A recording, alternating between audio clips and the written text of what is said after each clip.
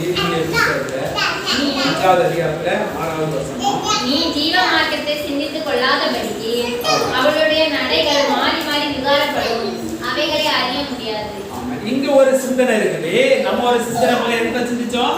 அவருடைய கற்பனைகள் கட்டளைகளை தியானிக்கும் பொழுது என்ன நடக்கும்? உங்களுக்குள்ள அறிவு பெருகும், ஞானம் பெருகும், இதெல்லாம் பெருகும். இங்க ஒரு தவறான சிந்தனை ஒண்ணு வருது.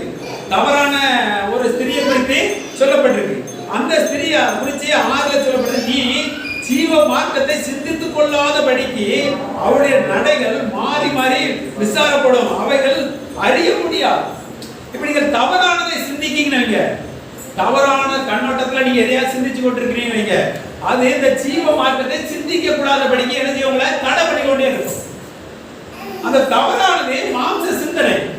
இது என்ன சிந்தனை? ஆவி சிந்தனை. இந்த மாம்ச சிந்தனை இருக்கிற வரைக்கும் ஆவி சிந்தனைக்கு இடம் கொடுக்க மாட்டீங்க. அப்படி ஆவியில சிந்திச்சு கொண்டே இருந்தீங்கன்னா நீங்க மந்த சிந்தனைக்கு நீங்க என்ன செய்ய மாட்டீங்க? இடம் கொடுக்க மாட்டீங்க. இதை இடம் கொடுக்காம இருக்கும்போதுதான் நீங்க அப்படி வாழ முடியும். ஹல்லேலூயா. சிலவர்கள் சொல்லுவாங்க, நீங்க இப்படி எல்லாம் சிந்திக்காமல் இருந்தால் நீங்க தேவனிடத்துல பேரலாம்னு சொல்லுவாங்க. அது மனுஷனால் முடியாது. ஆவில நீங்க சிந்திச்சு, ஆவில பிறந்திருக்கிற ஆவில நீங்க சிந்திச்சு கொண்டிருந்தீங்கன்னா இப்படி எதுவும் உங்களுக்கு சிந்தையில என்ன செய்யாது? செயற்படாது. அதனால ஜீவ மார்க்கம்னா என்ன மார்க்கம்? நீதியின் மார்க்கம், ஆவியின் மார்க்கம். அந்த மார்க்கத்தை சிந்தித்துக் கொள்ளாதபடிக்கு இந்த தவறான இது என்ன செய்யுமா? தடை பண்ணி கொண்டே இருக்கும். தவறானது என்ன செய்யும்? தடை பண்ணி கொண்டே இருக்கும்.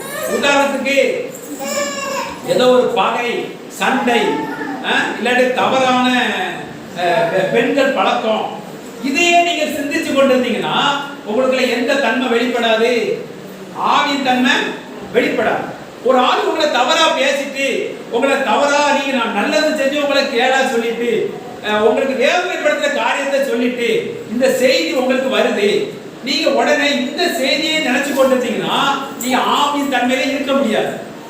நீங்கள் அப்பவே எதை தான் நினைச்சு கொண்டிருக்கணும்? ஆவியின் தன்மையை நீங்க நினைச்சு கொண்டிருக்கணும். கிறிஸ்து எனக்கு மன்னிச்சிருக்கிறாரு, எங்க அப்பாவை எப்படிலாம பேசினாங்க, அவரு எனக்காக தானே மூச்சு கட்டாம இருந்தார், இதெல்லாம் எனக்கு ஏமாத்துறோம், அதை நினைச்சிருவீங்களா? இது உங்களுக்கு பெருசா தெரியாது.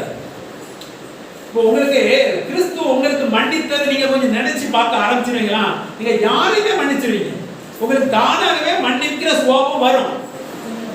ஏன்னா உங்களை பாப்பீங்க, நான் இவ்வளவு அக்கிரமம் செஞ்சேன், இவ்வளவு பாவம் செஞ்சேன், என்னை எதுவரை அவர் கொல்லலையே, இதுவரைக்கும் அவருடைய ஆவியை ஏண்டவங்க எடுக்கலையே, என்னை மறுபடியும் தேடி வந்திருக்கிறாரு அப்படி நீங்க நினைக்க ஆரம்பிச்சீங்கன்னா உங்களை ஒருத்தன் ஏதாவது சொல்லியிருக்காங்க, அவனை பெருசா உங்களை பார்க்க தோணாது.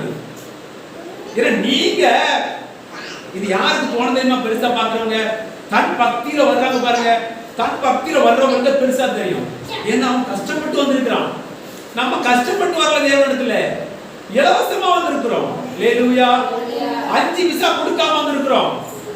கொஞ்சம் கூட நம்ம தியாகப்படுத்தாம, நம்ம சரீரத்துல கொஞ்சம் கூட வழிபடாம வந்திருக்கிறோம், அடிபடாம வந்திருக்கிறோம். இது எல்லாமே நமக்கு இலவசமா வந்தபடினால நம்ம அடுத்தவங்களை பார்க்கறதுல அது பெருசா தெரியாது. ஹல்லேலூயா. நமக்கு கோடி கோடியான பாவத்தை மன்னிச்சிருக்காரு, இவன் நம்மளை இதை சொல்லிட்டாலே இவனுக்கு என்ன ஆக போகுது அப்படிங்கிறது என்ன செஞ்சோம் வந்துடும். அது எப்போ வரும்? இதை நம்ம அறிந்து கொள்ளும் பொழுதுதான் வரும். இந்த ரகசியத்தை நீங்க அறிந்து கொள்ளத்தான் உங்களுக்கு என்ன உணர்வு வரும்? மன்னிக்கிற உணர்வு வரும். ஹல்லேலூயா. அப்போ ஜீவ மார்க்கத்தை சிந்தித்துக் கொள்ளாதபடிக்கு இந்த தவறான ஸ்திரீகளுடைய நாம் சிந்திச்சு கொண்டிருந்தா எதை சிந்திக்க தடையாகும்? ஜீவ மார்க்கத்தை சிந்திக்க தடையாகும். எபேசியர் புஸ்தகம் எடுப்போம். எபேசியர் புஸ்தகம்